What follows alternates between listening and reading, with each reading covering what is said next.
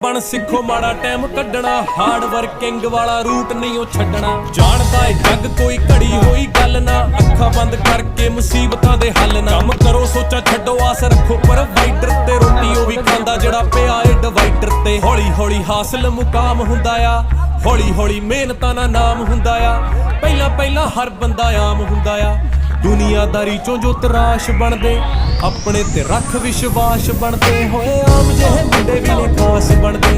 ਆਮ ਜਿਹੇ ਮੁੰਡੇ ਵੀ ਨੇ ਖਾਸ ਬਣਦੇ ਅਸੀਂ ਆਮ ਜਿਹੇ ਮੁੰਡੇ ਹੀ ਜੋ ਖਾਸ ਬਣਦੇ ਅਸੀਂ ਆਮ ਜਿਹੇ ਮੁੰਡੇ ਹੀ ਜੋ बस ऐसा ही वाहेगुरु सुख रखे मारा काम बोले मैंने हम चुप रखे वही यार सारे बैठे जी वैगन में जो साथ मेरे घूमे थे स्कूटर ते बस ऐसा ही वाहेगुरु सुख रखे बस ऐसा ही वाहेगुरु सुख रखे बस ऐसा ही वाहेगुरु सुख रखे रे आलिया रे